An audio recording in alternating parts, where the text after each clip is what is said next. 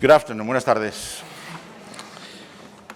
My name is Rodrigo Buenaventura. I'm chairing the Spanish CNMV, and it's an honor to celebrate the 10th edition of the ESA's Consumer Protection Day in our country, in one of the most emblematic museums of Spain. And I first would like to thank the three ESAs for choosing Madrid for this important anniversary, and I would like to also to salute the constant work of EBA, ESMA, and the EIOPA in pursuing consumer protection, one of the key objectives for a healthy financial system that serves society. And also have the ESAs, especially ESMA, of course, very close to my heart, and it's very rewarding to see how long they have gone since those early days. I will not go into the specifics of the topics that were dealt with in the previous and the upcoming panels, so cross-selling, crypto, and greenwashing. Let me take a perspective, a more general perspective, on the concept of investor protection from a securities markets point of view, and make some reflections on the key ingredients for this. Consumer protection or investor protection, if we are talking about securities markets, depends on many items and components in the system to ensure that that protection is not simple. It's complex, as complex is human behavior, and that means that usually the simplest solutions are not the right ones. In order to advance in the road towards more protected consumers, more protected investors, and more empowered ones, we traditionally mention 5 key ingredients: competition, regulation, supervision, the handling of complaints, and financial education. First, of course, we need to empower retail investors to make the right investment decisions that are aligned with their needs. A lot of that was said in the last panel. And in this sense, true competition between different markets is actually crucial.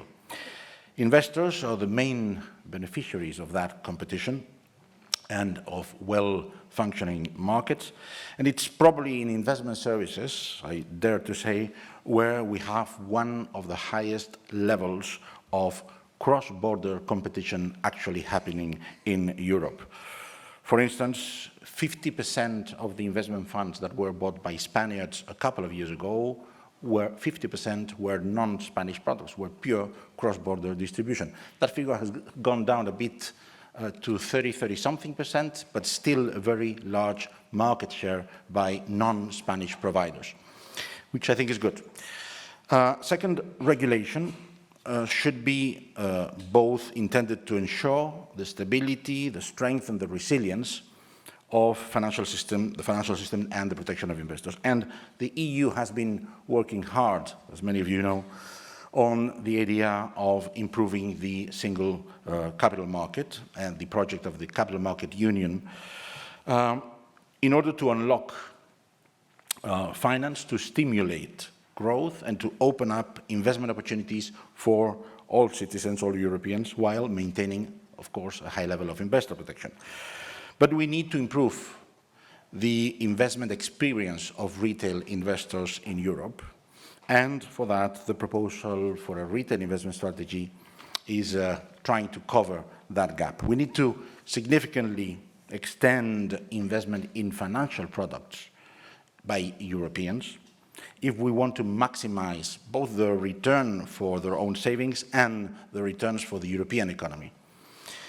For that, we need simpler, we need cheaper and stable products.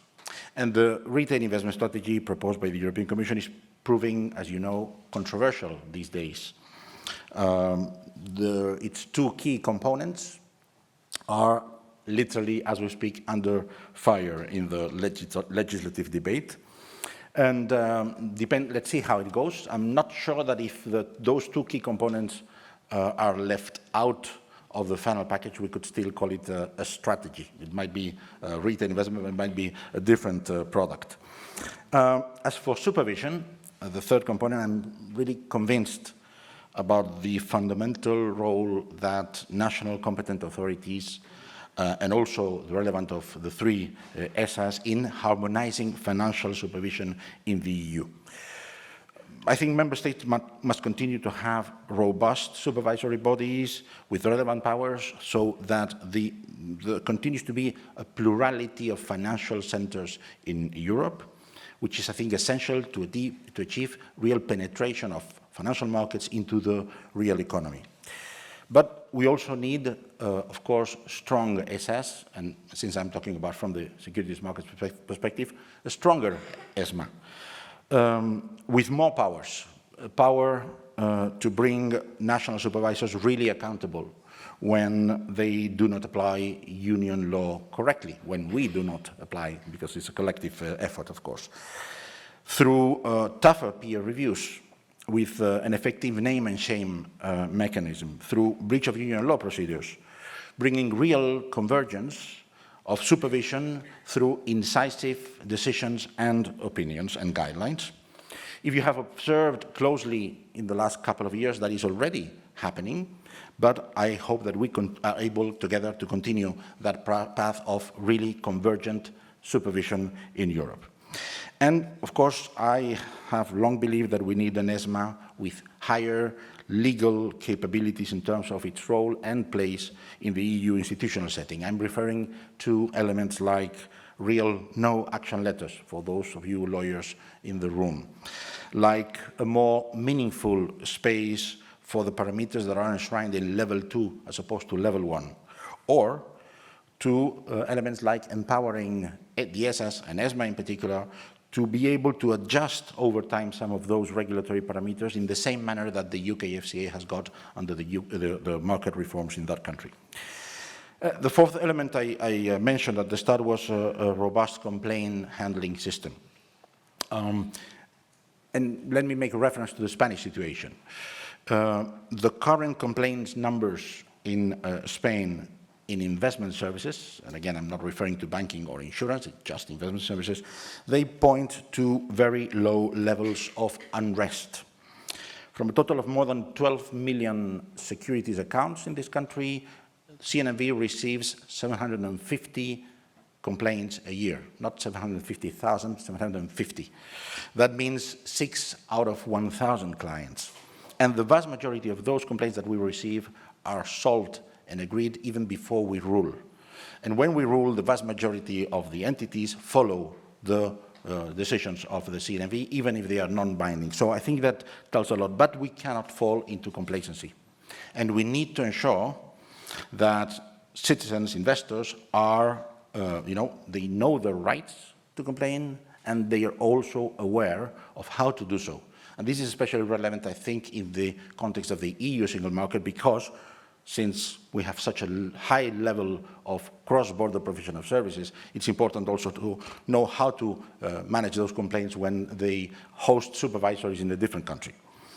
And finally, and I think this is especially relevant, we must improve the financial knowledge of citizens to enable them to understand financial products that are offered to them and to be able to adequately manage their personal finances. The current average level of financial literacy, if you take a look at the most recent Eurobarometer figures, is, to put it softly, not precisely optimal. And we can do a lot to improve that.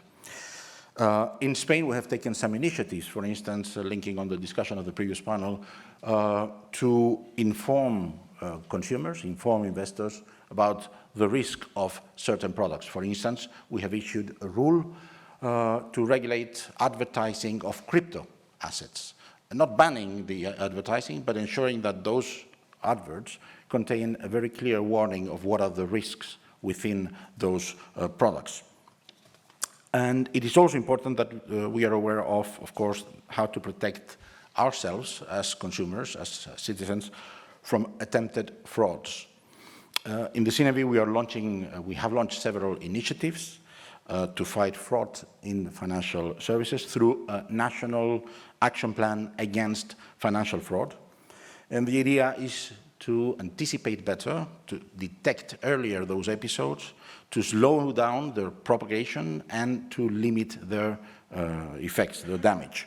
And 19 public institutions and private institutions, some of them are here in the room, have joined that national action plan to combat financial fraud.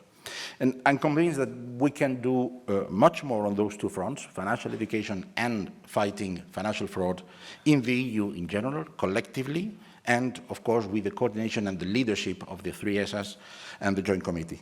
Because financial fraud in some instances, in some sectors of the population is really rampant these days, knows no frontiers, we know that, and with the expansion of digital technology is reaching all kinds of investors. So it's evident that the best antidotes against bad financial services or even fraudulent financial ones, of course, in the short term is regulation and supervision, but in the medium and long term, it's been said this morning, it's all about financial education and awareness. And it's also very well known that when a person has been the victim of fraud, that person and his or her close circle becomes at least skeptical, probably hostile towards the financial services and financial industry, which in turn, paradoxically, in the long run is acting against their own interests in terms of their financial well-being. And since we all agree that it is, Verena said that before, it is such a long-term effort, of course, the earlier we start, the sooner we start, the better. So, concluding now my remarks, looking at the short term, we will have a lunch break in a few minutes. And I was thinking about where we will have the lunch break, which is where we will have the coffee break, which is the Jerónimos cloister, 18th century cloister that was reconstructed when this museum was enlarged 15 years ago. And I think there is a clear analogy, because when this museum was enlarged, works finalized in 2007, the objectives were to preserve, to enlarge, and to modernize. To preserve what was already working well, to have more capacity and welcome more visitors, and also to modernize the services. And I think that on retail financial regulation, we have a bit the same objectives. We want to preserve the key elements of the regulation that has brought us here, which has been a long journey. We need to enlarge in the sense of attracting many more investors to financial markets, for their own well-being in the long run, of course, but also for the well-being of the European economies as such. But we need also, as the last panel proved, and I think the next one will prove, to modernize, to adapt to the two main changes, of course, the green transformation, the digital transformation that is posing clear challenges for us all. I hope you have an excellent rest of the conference, and I thank you very much for your attention.